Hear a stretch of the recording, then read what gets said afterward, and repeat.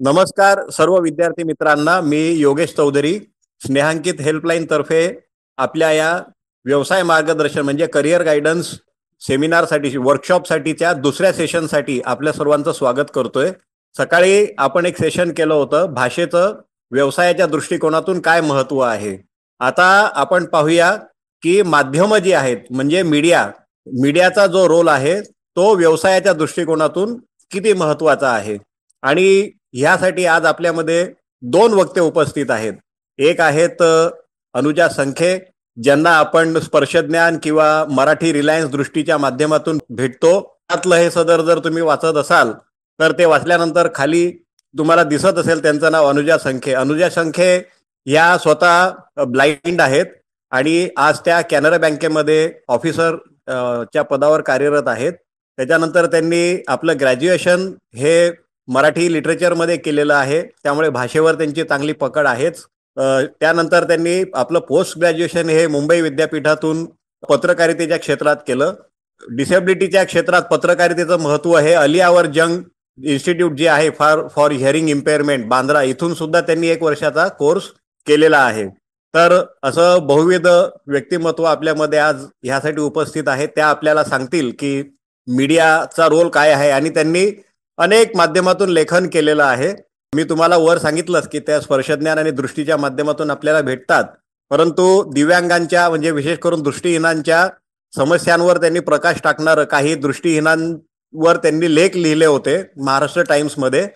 त्याचं एक संकलित म्हणून पुस्तक तयार झालेलं आहे कवडसे नावाचं. ते प्रिंटमध्ये सुद्धा अवेलेबल आहे. 2023ला त्याचं प्रकाशन झालं. ब्रेलमध्ये सुद्धा ते आपल्या स्नेहांकितकडे उपलब्ध आहे. तर त्यामध्ये सुद्धा तुम्हाला मोटिवेटिव्ह ब्लाइंड कॅरेक्टर्स पाहायला भेटतील. अनुजाताईंनी अतिशय सुंदर त्यांचं चित्रण केलेलं आहे. त्यानंतर दुसऱ्या वक्त्या आपल्या सोबत असणार आहेत त्या प्रोफेसर कल्पनाताई खराडे. यांचं सुद्धा शिक्षण क्षेत्रामध्ये फार मोलाचं योगदान आहे. महानगरपालिकेच्या प्रायव्हेट स्कूल्समधून वगैरे असं त्यांनी सुरुवात केलेली आहे शिक्षणाच्या क्षेत्रात. आणि के सोमय्या महाविद्यालय, अतिशय नावाजलेलं महाविद्यालय मुंबईमध्ये विलेपार्ले इथे त्यांनी प्रोफेसर या पदावर सुरुवात करता करता अनेक पदांवर त्या होत्या. आता त्या मुख्य प्रिन्सिपल ह्या पदावर कार्यरत आहेत. The national association for the blind India यांच्या माध्यमातून जो उत्कृष्ट महिला कार्यकर्त्यांसाठी दिला जाणारा नीलम कांगा हा राष्ट्रीय पुरस्कार आहे, हा त्यांना मिळालेला आहे. त्यानंतर महाराष्ट्र शासनाचे सुद्धा त्यांना अनेक पुरस्कार प्राप्त आहेत. तर अशा दोन दिग्गज व्यक्ती आपल्यामध्ये उपस्थित आहेत. आणि विद्यार्थी मित्रांनो, सुरुवात करताना मी थोडंसं सांगू इच्छितो की मीडिया म्हटलं म्हणजे की आमच्या वेळेला तरी आम्ही जेव्हा लहान होतो तेव्हा आम्हाला आकाशवाणी, दूरदर्शन आणि वर्तमानपत्र, रेडिओ, टीव्ही आणि न्यूजपेपर हेच माहीत होते. त्यानंतर काळ बदलत गेला, काळामध्ये बदल होत गेले, विज्ञान मध्ये प्रगती होत गेली, तंत्रज्ञानात प्रगती होत गेली. मग टीव्हीवर प्रायव्हेट चॅनल सुद्धा आम्हाला पाहायला मिळाले. आणि असं करता करता सोशल मीडिया हा एक माध्यम आलेला आहे. आज सोशल मीडिया हा सुद्धा करिअरचा कसा भाग होऊ शकतो, अनेकांचे युट्यूब चॅनल्स असतील, ब्लॉग्सच्या माध्यमातून कोणी काय करू शकतो, काय ह्या सर्व गोष्टींवर प्रकाश ह्या दोघी आपल्यासमोर मांडतीलच. आणि आपण आपल्या उदरनिर्वाहाचं साधन ह्या मीडियाला कसं बनवू शकतो अंधत्वावर मात करून, हे ह्या दोघी आपल्याला सांगतील. तर मी विनंती करीन की अनुजा ताई आणि कल्पना ताई ह्या दोघांनी आता आपल्या ह्या सेशनला ॲड्रेस करावं. मी सुरुवात करते. मी अनुजाला लीड देते. नमस्कार मित्रांनो. Yogesh sir thank you. सर्वप्रथम स्नेहांकित थँक्यू. त्यांनी ह्या विषयावर हे सेमिनार कार्यशाळा आयोजित केलेली आहे आणि ज्या त्या क्षेत्रात आहेत त्याच व्यक्तींना त्यांनी बोलवलेलं आहे. सकाळी मला वाटतं तेजस्विनी गोविल मॅडम आल्या होत्या आणि आता आपली अनुजा आलेली आहे. Anuja, I am very sorry जर मी तू वगैरे म्हटलं तर, कारण मला तेच तुझ्याबरोबर कनेक्ट करताना जास्त कम्फर्टेबल वाटेल. मला एक मित्रांनो एक छोटीशी गोष्ट सांगायची. 20 वर्षापूर्वीची, जेव्हा अनुजा 10वीत होती आणि मी माझ्या कॉलेजमध्ये प्रियदर्शिनी नावाचा एक 1 वीक पर्सनॅलिटी डेव्हलपमेंटचा प्रोग्राम केला होता आपल्या व्हिज्युअली इम्पेअर्ड कॉलेज गर्ल्ससाठी. आणि त्या वर्कशॉपला अनुजा आली होती, तेव्हा ती 10वीत होती. आणि त्या प्रोग्राममध्ये, त्या वर्कशॉपमध्ये अनेक गोष्टींबरोबर even communication skills, positive grooming वगैरे हे पण असे सेशन्स होते. आणि माझ्या स्वतःच्या विद्यार्थिनी ते ग्रूमिंगचं सेशन्स वगैरे करत होत्या. आणि त्यात आपली अनुजा त्या मुलींना म्हणाली की ताई, मला ना जर्नलिस्ट व्हायचंय. त्यामुळे मला कसं मी ग्रूमिंग केलं पाहिजे ते मला सांगा. तर माझ्या स्टुडंटने सांगितलं, अनुजा तू असा असा कुर्ता घाल, असा असा जीन्स घाल, असा असा झोला घे. अनुजाने तरी विचारलं, ताई मी माझे केस कसे असायला पाहिजेत, यु नो. आणि मग त्यांनी सांगितलं असं ठेवत जा, असं ठेवत जा, इथून एक कट कर वगैरे वगैरे. ते तिला काही सजेशन दिल्या. गोष्ट छोटी आहे ना, बरोबर. त्यानंतर काही वर्षांनी मला कळालं की अनुजा 10वी पास झालीये. नंतर 1-2 वर्षांनी कळालं तिचं ग्रॅज्युएशन झालंय. नंतर अधूनमधून कोणाची भेट झाली, अरे वा आता अनुजा तर जर्नलिस्ट झालीये. बरं, अशा काही काही बातम्या येत राहिल्या.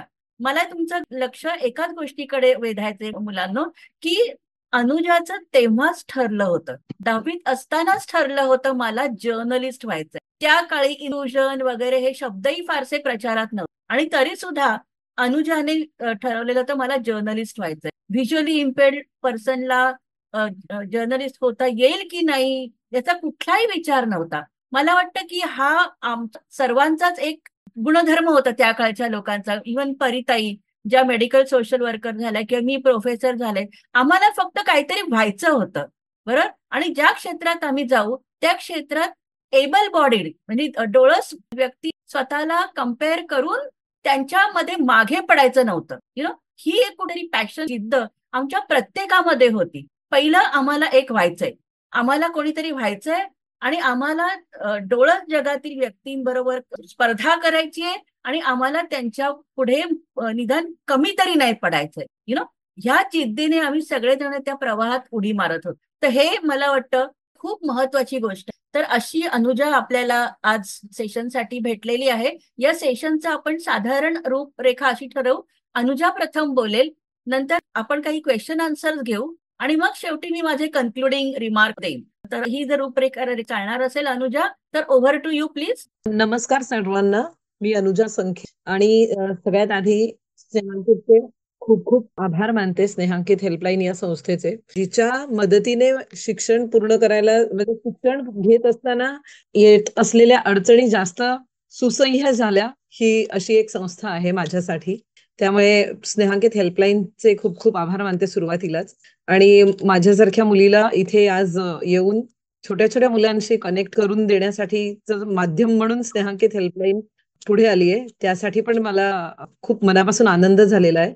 आणि सगळ्यात आधी कल्पनाताईंना आज असं लाईव्ह खूप वर्षांनी पुन्हा ऐकून खूप आनंद झाला. कल्पनाताई, मला तुम्ही नेहमीच तू म्हणायला पाहिजे. मला तुमच्या समोर मी 10वीतली अनुजाच आठवते अजूनही. आणि आता मी माझ्या जो विषय आहे त्याच्या संदर्भात बोलायला सुरुवात करते. कल्पनाताईंनी जसं सांगितलं तसं की काहीतरी बनायचंय, किंवा माझ्या बाबतीत असं म्हणता येईल की पर्टिक्युलरली मला पत्रकारच बनायचंय, हे माझं खूप आधीपासून ठरलं होतं. आधीपासून म्हणजे जेव्हा मला कळत नव्हतं की पत्रकार म्हणजे काय असतं, फक्त बातमी देतात आणतात एवढं, म्हणजे एक बेसिक पत्रकार काय करतो एवढंच माहिती असताना एका ओळीमध्ये पत्रकार म्हणजे काय हे माहिती असताना की, तर मला तेवढंच मला एक कल्पना होती की बाबा एका ओळीत म्हणजे पत्रकार बातम्या घेऊन येतो आणि अँकर वाचून दाखवतो, याच्या पलीकडे मला पत्रकारिता म्हणजे काय माहिती नव्हतं. अशा वेळेला माझं ठरलं होतं की आपण लिहायला पाहिजे, आपण पत्रकार व्हायला पाहिजे. ग्रॅज्युएशन होईपर्यंत मला हे माहिती नव्हतं की मी पोस्ट ग्रॅज्युएशन जर्नलिझम मधून करू शकतो. पण आजच्या काळामध्ये, आज जेव्हा मी पत्रकारितेमध्ये शिक्षण पूर्ण घेतलं त्यावेळेला 2009 ते 2011 ही 2 वर्ष माझी MA ची होती. आज त्या गोष्टींना जवळजवळ 15 वर्ष आपण पकडू, आपण नंतर बोलतोय. या 15 वर्षामध्ये जे तंत्रज्ञानाने जी प्रगती केलेली आहे त्यामुळे आपलं जर्नलिझम करणं म्हणजे आपलं, मी जेव्हा म्हणते तेव्हा दृष्टीहीन मुलं म्हणते, आपल्या मुलांसाठी या पत्रकारितेच्या क्षेत्रात कितपत बदल झालाय. तर एक फक्त सुरुवातीला एक निगेटिव्ह पॉइंट सांगते की लोकांनी आपल्याला स्वीकारावं, हा जो बदल व्हायला हवा होता तो अजून नवीन कुठल्याही क्षेत्रात तुम्ही गेलात तरी तो नाही होत लवकर. कुठल्याही अगदी मळलेल्या वाटेवरती गेलो आपण तरी सुद्धा आपल्याला कुणीतरी स्वीकारावं यासाठी खूप कष्ट करावे लागतात, खूप संघर्ष करावा लागतो. तो संघर्ष करण्याची तयारी ही आपल्या उचललेल्या प्रत्येक पावलाला आपल्याला ठेवावी लागेल. आता जर ही तयारी असेल तर तुम्ही कुठलंही क्षेत्र निवडलं तरीही तुम्ही पुढेच जाणार आहात. त्यामुळे मला आता पत्रकारितेच्या क्षेत्रामधलं तुम्हाला सांगता येईल ते असं की 11वी-12वी नंतर BMM हा एक बॅचलर्सचा जो कोर्स आहे, म्हणजे ज्याच्यामधनं तुम्ही ग्रॅज्युएशन करू शकता. बॅचलर्स ऑफ मास मीडिया हा एक उत्तम कोर्स आहे, ज्याच्यामुळे मी डायरेक्ट MA केलं होतं. त्यावेळेला BMM ला ऍडमिशन मिळणं मला खूप कठीण गेलं होतं, किंवा कोणाचं मार्गदर्शन नव्हतं, की खटपट करायला कोणाची मदत नव्हती खटपटीसाठीची. तर हे सगळं करत असताना BMM चा हा उत्तम आपल्यासाठी पर्याय आता निर्माण झालेला आहे. त्याचं कारण असं, की आमच्या वेळेला म्हणजे जेव्हा मी MA करत होते त्यावेळेला पत्रकारितेला ना असं मुद्दाम नेमून दिलेलं कोणतंच पुस्तक नसतं. नाहीये म्हणजे की बाबा मराठी भाषा हे एवढे धडे आणि एवढे कविता आहेत असं जे असतं, किंवा 11वी-12वी मध्ये तुम्हाला काय असेल, की कॉलेजमध्ये ज्या नोट्स दिल्या जातात तर त्याच्यासाठी पण जे नोट्स काढण्यासाठी ना काही पुस्तकं असतात. अशी पर्टिक्युलर पुस्तकं फक्त थिअरी शिकण्यापुरतीच पत्रकारितेमध्ये असतात बाबा. म्हणजे नेमकं पत्रकारिता म्हणजे काय हे असेल तर कोणत्या पुस्तकातून ती त्यांनी व्याख्या तुम्हाला शिकवली ती तेवढंच असतं. मेन पत्रकारिता कुठे असते, की प्रॅक्टिकल. तुम्ही जर एखादी बातमी लिहायची असेल तर ती कशी लिहायची, तिचे नियम तुम्हाला एक दोनदा सांगतील आणि मग नंतर तुमच्याकडनं त्या बातम्या परफेक्शन वेगवेगळ्या टॉपिक वरती लिहून घेतलं जाईल. आत्ताचं पत्रकारिता ही फक्त बातमी आहे का, बातमी देणं हे एवढंच आहे का, जसं मला वाटलं होतं की नाही बातमी दिली म्हणजे पत्रकार झाले, तर हे एवढं नाहीये. आज पत्रकारिता या क्षेत्रामध्ये जर आपलं व्यवस्थित शिक्षण झालेलं असेल तर आपल्यासाठी भरपूर करिअर ऑप्शन्स आहेत. जसं की एक तर सगळ्यात महत्वाचं म्हणजे बातमी देणं, बातमी लिहिणं, म्हणजे भाषेमध्ये बांधणं, मिळालेल्या माहितीला व्यवस्थित भाषेमध्ये लिहून काढणं आणि ते लोकांपर्यंत पोहोचवणं, हे नॉर्मल पत्रकार म्हणून जे आपण काम करतो ते आहे. पण कंटेंट रायटर म्हणून एक मोठा काय म्हणतो करिअर ऑप्शन निर्माण झालेला आहे. गेल्या काही वर्षांमध्ये कंटेंट रायटर्सला जी डिमांड आहे मार्केटमध्ये ती कोणीही म्हणजे कधीही आपण जर त्या करिअरसाठी चूज केलं, आपलं करिअर म्हणून तो ऑप्शन चूज केला तर आपल्याला मरण नाही, अशा टाईपचं हे करिअर आहे. ठीक आहे. तर याच्यामध्ये पण कंटेंट रायटरमध्ये पण खूप वेगवेगळे प्रकार आहेत. म्हणजे समजा तुम्ही PR म्हणून असतं, पब्लिक रिलेशन्स ऑफिसर, ही एक संस्था, म्हणजे ही एक पोस्ट असते. ही सरकारमध्ये पण असते, मोठमोठ्या कंपन्यांमध्ये प्रायव्हेटमध्ये पण पोस्ट असते. याच्यामध्ये असिस्टंट लेवल वगैरे सगळ्या असतात PRO म्हणून. तर या गोष्टीसाठी कम्युनिकेशन अँड जर्नलिझमची गरज पडते, कारण संवाद साधणं किंवा आपली कुठलीही गोष्ट कितीही चुकीची असेल तरी ती कशी बरोबर आहे हे ठामपणे सांगता येणं. आणि नुसतं ठामपणे सांगणं नाही, म्हणजे नुसतं माझ्यामध्ये विश्वास आहे असं नाही, समोरच्याला भाग पाडणं विचार करायला, की हो रे हे बरोबरच बोलतायत, असं जे असतं ना, की समोरच्याच्या मनाचा ताबा घेणं, विचारांचा ताबा घेणं, मेंदूचा ताबा घेणं, हे जे होत असतं याच्यासाठी याच्या मागे असतात पब्लिक रिलेशन ऑफिस. त्यामुळे त्यांना जो कंटेंट लागतो, त्यांना जे बोलावं लागतं, त्यांना जे करायचं, म्हणजे काय बोललं, कोणता शब्द कुठे वापरला तर जास्त परिणाम होईल, हे जे असतं हे कंटेंट रायटरचं म्हणजे ते कंटेंट रायटर लिहितात. ओके. तर हा एक ऑप्शन असतो पब्लिक रिलेशन ऑफिसर म्हणून पुढे जाण्याचा. कंटेंट रायटर आणखीन कशामध्ये काम करू शकतात, तर युट्यूबवरचे आपण कोणतेही ब्लॉग्स बघतो, म्हणजे अगदी खाद्यपदार्थ कुठे चांगले मिळतात हे सांगणारे जे ब्लॉग्स असतात, किंवा समजा फिरायला गेले ट्रॅव्हलिंग वाले लोक जे ब्लॉग्स लिहितात, की इकडे आज आम्ही फिरायला गेलो, इकडे मोठे तपकिरी रंगाचे डोंगर दुरून खूप सुंदर दिसत होते, त्याच्यावरती हिरवळ दिसत होती, पण दाट झाडी नव्हती, कुठे कुठे मोठी झाडं होती, बाकी छोटे छोटे असं गवत उगवलं होतं वगैरे, हे जे आपल्याला वर्णन करून सांगितलं जातं. आता जो ट्रॅव्हलर आहे तो ट्रॅव्हलिंगच करतो, तोच प्रत्येक वेळेला त्याची स्क्रिप्ट लिहितो असं नाही. तर आपल्याला माहिती पुरवली जाते, त्याच्यावरून आपल्याला 10 मिनिटाचं स्क्रिप्ट लिहून द्या, ज्याच्यामध्ये आम्ही जिथे जिथे फिरलोय तिथली सगळी माहिती यायला पाहिजे, एक पॉइंट आमचा कव्हर व्हायला पाहिजे, अशी आपल्याला समजा एक हे देतात. तर त्यावेळेला जी माहिती आपल्याला मिळते त्याच्यातून आपल्याला 10 मिनिटाचं एक सुंदर स्क्रिप्ट तयार करायचंय, जे बोलताना म्हणजे आपल्याला कोणाला करायचंय तर बोलायचंय ना, ते स्क्रिप्ट आपल्याला लिहून द्यायचं नाहीये. लिहिण्याची भाषा आणि बोलण्याची भाषा ह्याच्यात फरक असतो, तो लक्षात ठेवून आपल्याला ते स्क्रिप्ट तयार करावं लागतं. ठीक आहे. दुसरा आणखीन एक मुद्दा याच्यामध्ये येतो, जसं की ऍडव्हर्टाइजमेंट. आपण जाहिराती पाहतो, तर जाहिरातींमध्ये बघा एकच पंचलाईन असते, जे घोषवाक्य असतं ना ते लिहिण्यासाठी खूप मोठं मार्केट आहे. या सगळ्यांमध्ये रायटर म्हणजे ऑथर किंवा लेखक म्हणून एक सगळ्यात मोठी बाजू आपल्यासाठी खुली होते.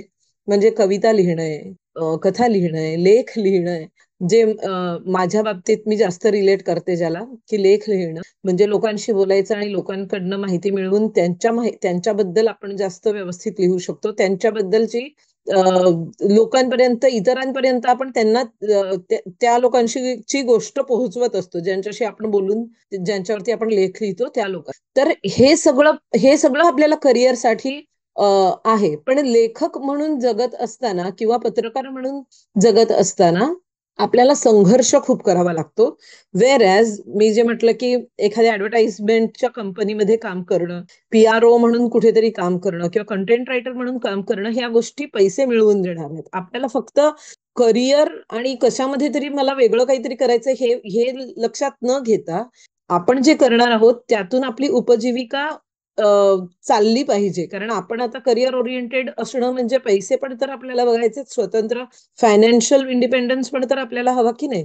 तर या सगळ्या गोष्टींचा विचार करताना आपल्याला आर्थिक बाजूचा विचार खूप मोठ्या प्रमाणावर करायला हवा. त्यामुळे PRO म्हणून कुठेतरी जॉब बघणं हे जर्नलिझमच्या बेसिसवरती येतं. आता समजा जर तुम्ही BMM केलंय, बॅचलर्स केलंय, पण एखाद्याला MA वगैरे नाही करायचंय किंवा शक्य नाहीये MA परत जर्नलिझम मधनं MA करणं शक्य नसेल, तर एक वर्षाचे बरेच कोर्सेस असतात वेगवेगळ्या संस्थांचे. जर्नलिझम आणि कम्युनिकेशन अँड जर्नलिझमची आणखीन एक शाखा म्हणजे रेडिओवरती पण करिअर करण्यासाठी या कोर्सचा किंवा या शिक्षणाचा खूप फायदा होतो. कारण मुलाखती घेण्याचं तंत्र आपण जर्नलिझम मध्ये आपण एखाद्या कार्यक्रमाचं निवेदन करायचं असेल तर त्याचं तंत्र आपल्याला इथे शिकायला मिळतं. कोणत्या गोष्टीवरती कसा भर दिल्यावरती कोणता संदेश जाऊ शकतो हे भाषेचं ज्ञान आपल्याला जर्नलिझम मधून मिळतं. पण एखाद्या कार्यक्रमाव्यतिरिक्त फुल टाइम रेडिओ जॉकी म्हणून आपल्याला काम करायचं असेल तर वेगळ्या तांत्रिक सक्षमतेची गरज आहे. म्हणजे ते लोक जे सॉफ्टवेअर वापरतात, ते लोक ज्या प्रकारचे माईक्स वगैरे वापरतात, रेकॉर्डर्स वापरतात किंवा गाणी लावण्यासाठी त्यांच्या ज्या पण म्युझिक सिस्टम्स वापरत असतील, या सगळ्यांना शिकून घेणं आपल्यासाठी क्रमप्राप्त आहे आणि ह्या गोष्टींसाठी थोडासा संघर्ष करायला लागू शकतो. त्यामुळे radio jockey, PRO, content writer, blog साठीचं कंटेंट रायटिंग वेगळं, जाहिरातींसाठीचं वेगळं, कार्यक्रमांसाठी जाहिराती तयार करणं, जे आपण म्हणतो की संस्थांसाठीच्या काही जाहिराती असतील किंवा एखाद्या कंपनीसाठीच्या जाहिराती असतील, तर या सगळ्या प्रकारच्या जाहिराती करणं वेगळं. या सगळ्या गोष्टींचा विचार करून आपण पुढे कशामध्ये जास्त कम्फर्टेबल आहोत या दृष्टिकोनातनं विचार करून आपल्याला आपलं करिअर जर्नलिझमसाठी आपण विचार करत असू तर जर्नलिझम करत असताना किंवा जर्नलिझम करण्याच्या आधी तुम्हाला कशामध्ये जास्त इंटरेस्ट वाटतो या गोष्टीचा जरूर विचार म्हणजे बोलत राहा. त्याबद्दल आणखीन कोणाशी तरी बोललं पाहिजे. आई वडिलांव्यतिरिक्त शिक्षकांशी बोललं पाहिजे. आणि काय काय तुम्हाला आणखीन करायला लागू शकतं याच्यामध्ये संघर्ष खूप असू शकतो की आपल्यासाठी अशासाठी की आपल्याला कोणतंही मटेरियल हातामध्ये मिळणार नाहीये, त्यामुळे ते तयार करून घेणं. आता आपल्याला स्नेहांकित सारखी संस्था आहे, तुम्ही कोणतीही म्हणजे कोणतंही फाईल तुम्ही पाठवले की तुम्हाला एक 8-10 दिवसात ती तयार मिळते. अगदी ब्रेलमध्ये तर ब्रेलमध्ये, रेकॉर्डिंग तर रेकॉर्डिंग. त्यामुळे आमच्या वेळेला या गोष्टी खूप सहज अवेलेबल होत नव्हत्या. म्हणजे मुळात साहित्यच अवेलेबल होत नव्हतं. तर तुम्हाला या तरी किमान या गोष्टी नाहीयेत की बाबा हे कसं मिळवायचं आणि ते कसं मिळवायचं, म्हणजे कारण इंटरनेट किंवा खूप मदत होते आजच्या घडीला. तर या गोष्टींचा फायदा घेऊन थोडीशी संघर्षाची जर तयारी असेल तर खूप छान करिअर ऑप्शन्स आहेत. आणि या गोष्टीमध्ये सगळ्यात महत्वाचं, जर जम बसवता आला आपल्याला किंवा जर नोकरी मिळवता आली, चांगली पोस्ट मिळवता आली, तर भरपूर पैसे सुद्धा. म्हणजे असं नाहीये की बाबा आपण अडकूनच बसलो. तर अनुजा मॅडम, हॅलो. हा बोला. हा, म्हणजे आमच्या विद्यार्थ्यांना हे सांगा की 11वी पासून मीडियाच्या क्षेत्रात करिअर जर त्यांना करायचं असेल तर कोणते विषय उपयोगी पडू शकतील आणि सुट्ट्यांच्या काळात काही शॉर्ट टर्म वगैरे कोर्सेस वगैरे असतात का, म्हणजे उन्हाळी सुट्ट्या वगैरे जेव्हा असतात तर तसं काहीतरी सांगा त्यांना. शॉर्ट टर्म कोर्सेस असे उन्हाळी सुट्टी वगैरे वाले असे नसतात. 11वी-12वीला त्यांना कोणतंही काय म्हणजे त्यांना जे वाटेल ते त्यांनी केलं तरी चालतं. म्हणजे अगदी आर्ट्स मध्ये असेल तरी चालेल, कॉमर्स मध्ये असलं तरी चालेल. त्याने काही फरक नाही पडत, किंवा काही विषय 11वी-12वीला विशेष पत्रकारितेसाठी घेणं आवश्यक आहे असं काही नाही, कारण 11वी-12वीला आपल्याकडे भाषा कंपल्सरीच असतात तिन्ही, किंवा मला वाटतं 2, जी इंग्रजी आणि मराठी तरी असतात, हिंदी पण असते वाटतं. तर भाषा तर असतातच, भाषेचं प्राथमिक ज्ञान जरी असलं तरी होऊ शकतं. फक्त जर तुम्हाला BMM वगैरे करायचं असेल तर त्याला एंट्रन्स एक्झाम असते. 12वी नंतर तुम्हाला त्या गोष्टीसाठी प्रयत्न करावे लागतात. जी एंट्रन्स एक्झाम आहे त्याच्यासाठीची जनरल नॉलेज वाला जो पार्ट असतो GK, तो तुम्हाला खूप छान तयार करून जावं लागतं. आणि भाषेचा अभ्यास असतो त्याच्यामध्ये. शॉर्ट टर्म कोर्सेसमध्ये असं असतं की तुम्ही 12वी नंतर पत्रकारितेचे मुंबई मराठी पत्रकार संघामध्ये तरी 6-6 महिन्याचे छोटे कार्यशाळा असतात. म्हणजे कार्यशाळा इन द सेन्स आपण कोर्स म्हणू शकतो, सर्टिफिकेट कोर्स असतात. तर ते तुम्ही कंप्लीट करू शकता. पण ते तुम्हाला कॉलेज आणि याला सोबत करावं लागेल. जर BMMच करणार असाल तर कोणत्याही वेगळ्या कोर्सची तशी गरज पडत नाही, कारण असाइनमेंट्स आणि या सगळ्या गोष्टी खूप असतात. ग्रॅज्युएशन नंतर मात्र तुम्ही 1-1 वर्षाचे जे कोर्सेस आहेत ते नक्की करू शकता. ऑनलाईनही काही कोर्सेस, कर्सेरा वगैरे याच्या थ्रू सुद्धा अनेक कोर्सेस अवेलेबल आहेत. पण ते मराठीत कितपत येत नाही सांगता येणार, पण इंग्रजीत वगैरे असे कोर्सेस शॉर्ट टर्म 1-2 महिन्याचे हे नक्की उपलब्ध असतात कर्सेरा थ्रू. आणि त्याची फी पण तशी काही फारशी, म्हणजे 1,000-1,200 वगैरे अशी या फी मध्ये हे इंटरनॅशनल कोर्सेस सुद्धा अवेलेबल आहेत. एक्सक्यूज मी मॅम, एक प्रश्न होता. हम्म.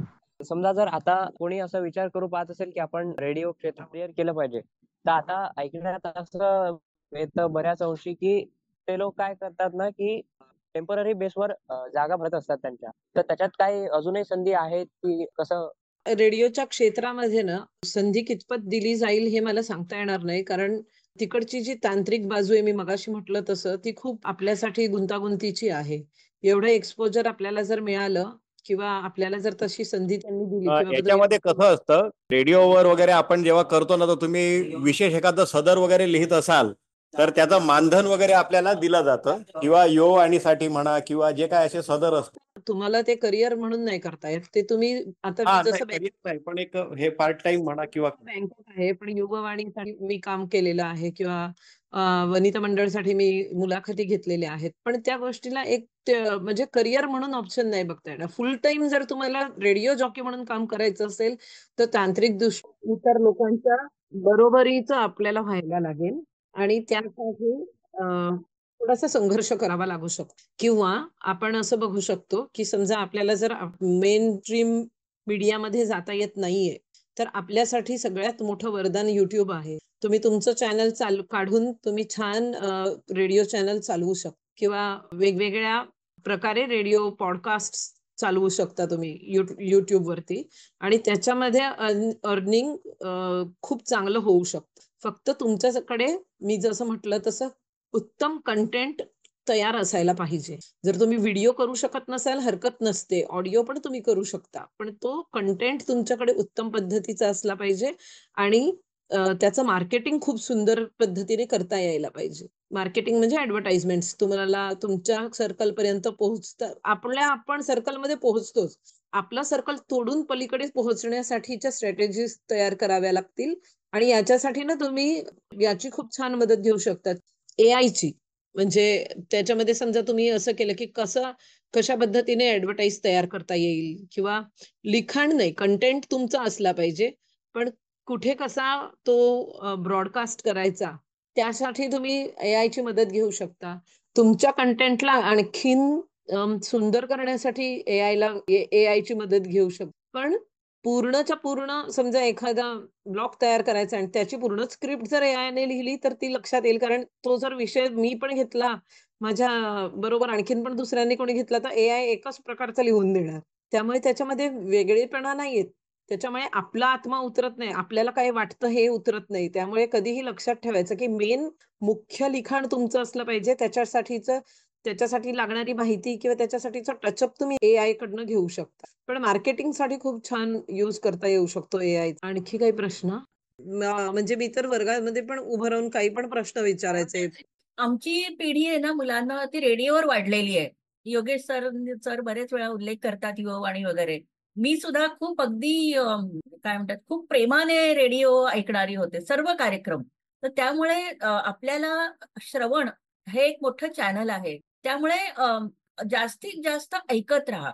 त्याच्यावर सुद्धा अनेक उत्तम लोक आहेत जे उत्तम चर्चा अँकर करतात.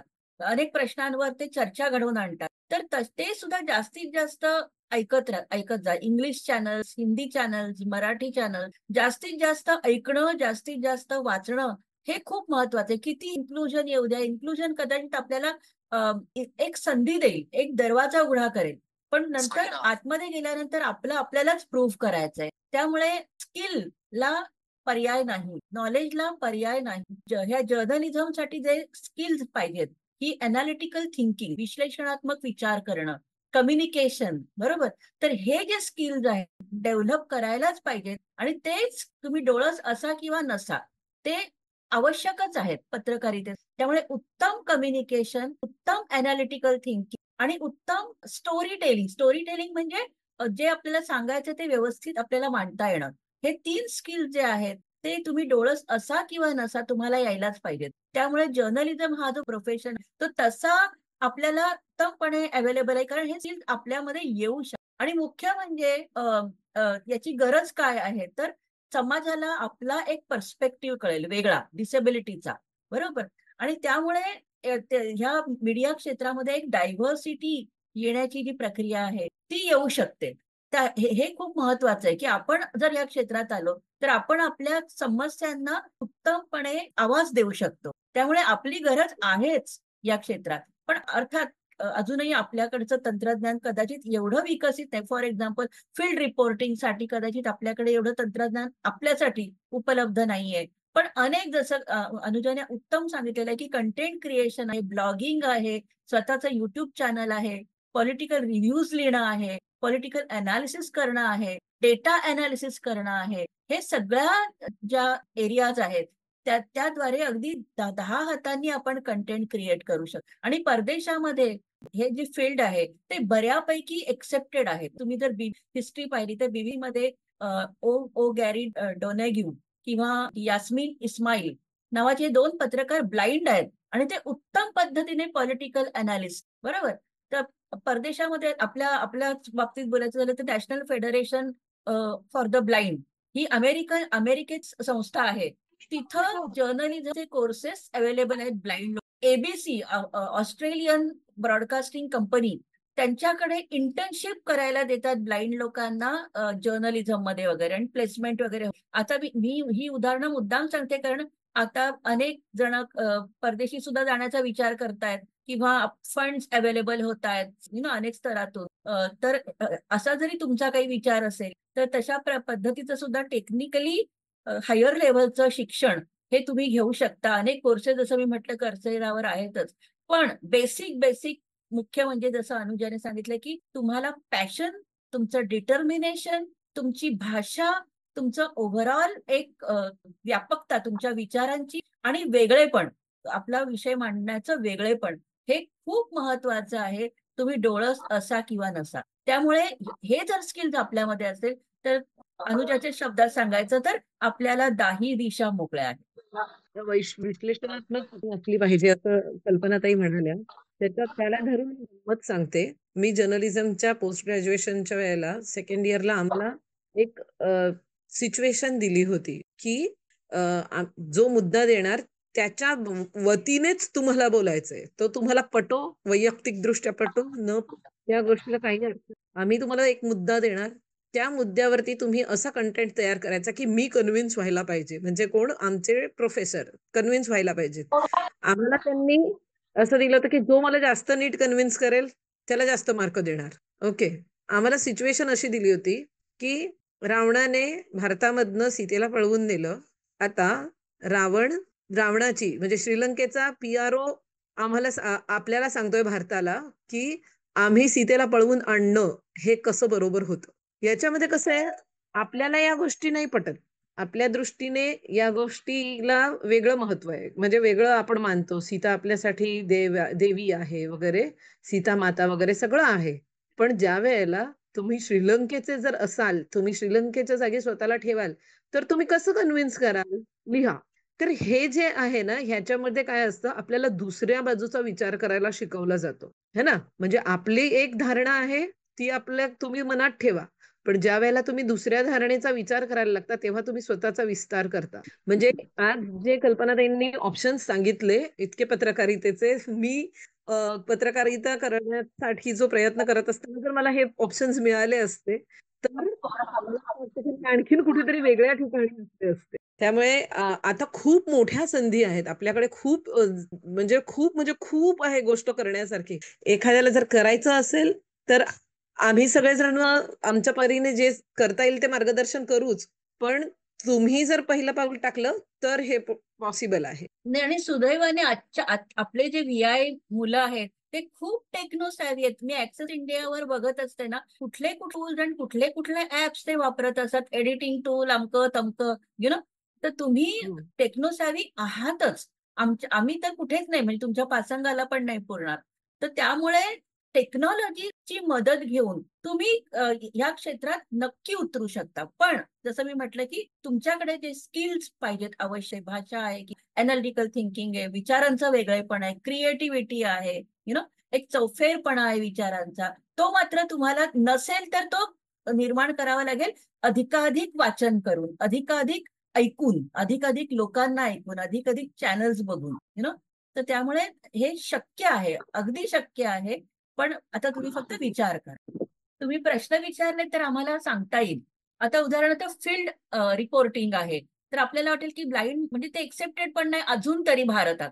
पण परदेशामध्ये जसं जीपीएसचा वापर करून किंवा अनेक असे नॅव्हिगेशन टूल्स आहेत, त्याचा वापर करून व्हिज्युअली इम्पेअर्ड पर्सन त्या फील्डवर पण जातोय, स्पॉटवर पण जातोय आणि रिपोर्टिंग करायचा प्रयत्न, तर त्यामुळे तंत्रज्ञानाची मदत आपल्याला खूप होणार आहे येणाऱ्या काळामध्ये. आपल्याला आता फक्त थोडं थोडं तुम्हाला माहितीच असेल, जे जास्त टेक्नोसावी मुलं असतील त्यांना, की आजकाल आपण कॅमेरा जेव्हा फोकस करतो त्यावेळेला किती फेसेस दिसत आहेत, काय दिसतंय काय नाही दिसतंय ते आपल्याला कॅमेरा सांगतो आणि मग आपण क्लिक करून फोटो पण घेऊ शकतो. एकदा कॅमेरा हा आपल्यासाठी ऍक्सेसिबल झाला ना, तर मग आपल्याला फील्ड रिपोर्टिंगसाठी पण काही इश्यू येणार नाही. जोपर्यंत आपण व्हिडिओ वगैरे करून करायचा प्रयत्न करतोय तोपर्यंत आपल्याला थोडंसं जड जाऊ शकतं. पण प्रिंट मीडियामध्ये तर फील्ड रिपोर्टिंगसाठी तर त्याचीही गरज लागत नाही. त्याच्यासाठी सुद्धा आपण कोणावरही अवलंबून नाही. म्हणजे जसं की मी एका न्यूजपेपरमध्ये जेव्हा इंटर्नशिप करत होते त्यावेळेला एका वृत्तपत्राच्या एका पानाचं पूर्ण कंटेंट मी त्यांना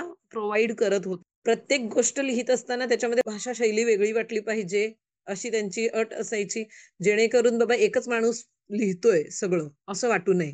तर ह्या सगळ्या गोष्टी ना आपल्याला प्रिंट मीडियामध्ये त्या काळी जर मी एका पानाचं करू शकत होते तर तुम्ही तर 4 पानं पण देऊ शकता. म्हणजे काहींची इंटरव्ह्यू घ्यायच्या, ते लिहून काढायचं, काहींची गोष्ट लिहायची, काहींचं तर लाभार्थी म्हणून स्वतःच वेगळं नाव लिहून लाभार्थीची गोष्ट लिहायची.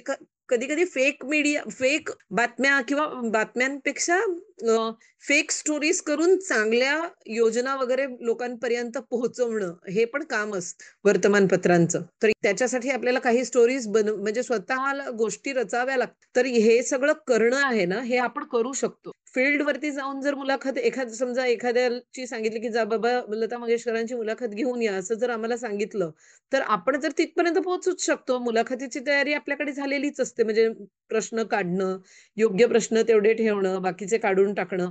म्हणजे कोणाचीही मुलाखत घ्यायला आपण त्या व्यक्तीपर्यंत पोहोचूच शकतो. एकटं येणं जाणं, एकट्याने फिरणं आणि एक बोल्डनेस असला पाहिजे आपल्यामध्ये, एक बिनधास्तपणा असला पाहिजे. जरी भीती असली तरी ती चेहऱ्यावरती आणि आवाजातून न दाखवता येणं हे स्किल पाहिजे आपल्याला. बाकी तर प्रिंट मीडियासाठी आपल्याला कोणतंच असं नाहीये गोष्ट की आपण नाही करू शकत. प्रिंट मीडियामध्ये फोटोज लागतात बरोबर, बातमीच्या सोबत, किंवा आपण कशामध्ये गेलोय, कुठे गेलोय, काय. पण आपल्या अवतीभोवती इतके लोक असतात ना, आणि त्यांना जर आपण मदत म्हणून सांगितलं की फोटो काढून द्या तर काढून देऊ शकतात. किंवा समजा खूपच मोठी असाइनमेंट आहे तर आपल्याला व्हॉलंटियर मिळू शकतात. किंवा जर तुम्ही पेमेंट करण्याच्या पर्यंत पोहोचले असाल की बाबा इतकं अर्निंग होते की आपण पेमेंट करू शकतो एखाद्या माणसाला, तर तेवढ्या पुरतं एखाद्या माणसाला बोलवून आपण छान फोटोज काढून घेऊ शकतो. आपल्याकडे भरपूर पर्याय आहेत आता. पूर्वी असं काही नव्हतं.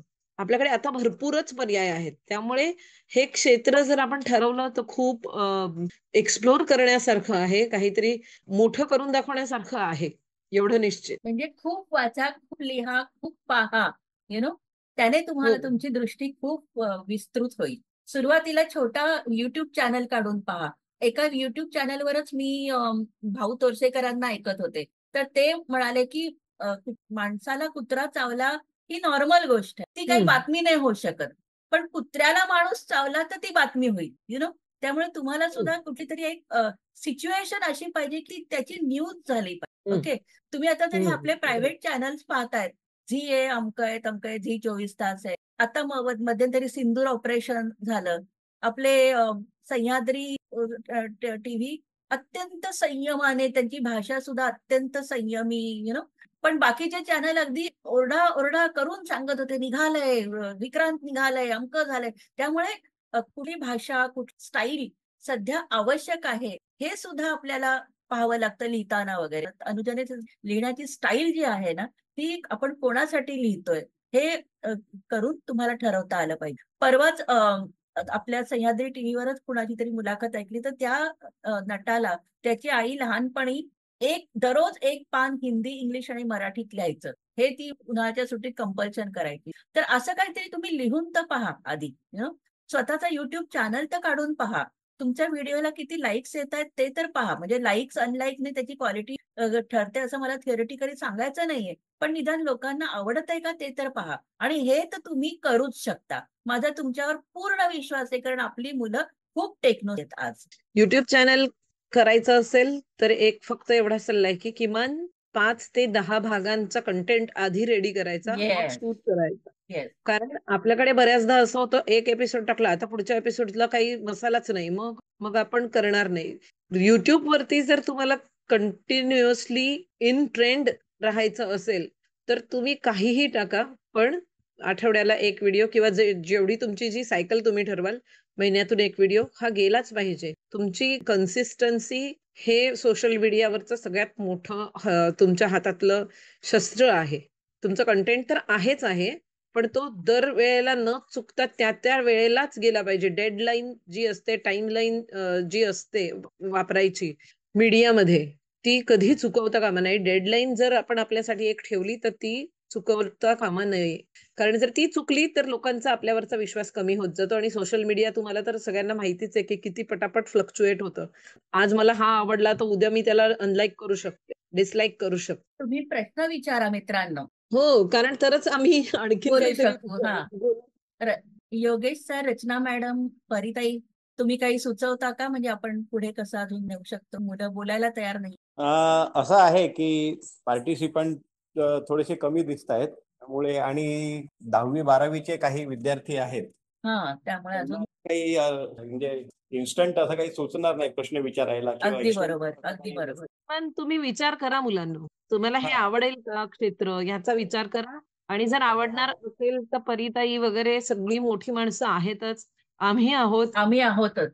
हा, हा. तर तुम्ही मग बोलत राहा. माहिती जी आपण ह्या माध्यमातून त्यांना देतोय, तसं बघितलं तर हे पुरेसे आहे. कारण आपण आणखी हे युट्यूबवर पण टाकणार आहोत. बरेच लोक पुढे ऐकतील, आज जरी कमी असले तर त्यामुळे प्रश्न कदाचित आपल्याला पुढे येऊ शकतात. म्हणजे असं काही फॉलोअप सेशन जरी घ्यायचं असेल स्नेहांकितच्या मनात, तर आम्ही आहोत. हो, धन्यवाद सर, खूप खूप छान वाटलं. कल्पना ताई, तुमच्याशी कनेक्ट होऊन माय तर खूप प्लेजर, माय प्लेजर. नाही परिताई. बर ठीक आहे, आपण समारोपाकडे येऊयात. अतिशय छान हे सेशन झालं, कारण माहिती मिळणं फार महत्वाचं आहे. प्रश्न जरी आज आपल्या डोक्यात आले नसतील तरी उद्या हे प्रश्न निर्माण होतील. ज्या वेळेला आपण या क्षेत्रात जाऊ, काम करायला लागू, तेव्हा ह्या 2 व्यक्ती आपल्या समोर आहेतच. आणि आजकालच्या तरुण मित्रांना गौरव मालक हा एक उगवता पत्रकार, याची ओळख सुद्धा तुम्हाला असेलच. गौरव मालकनी BBC मराठी, मॅक्स आणि ABP मराठीसाठी वगैरे लिखाण केलेलं आहे. पुण्यात तो असतो. तर हा एक चांगला स्कोप आहे आपल्याला. अनुजा मॅडमनी आणि कल्पना मॅडमनी खूप सुंदर माहिती दिली आणि त्या इथे आल्या, त्यांनी त्यांचा अमूल्य वेळ आपल्याला दिला. त्याबद्दल आपण आपल्या सर्वांची, स्नेहांकित आपल्या सर्वांच्या वतीने धन्यवाद व्यक्त करते. आणि पुढे जेव्हा असं काही असेल तेव्हा आपल्याला निश्चित आपण इथे बोलवूया. धन्यवाद.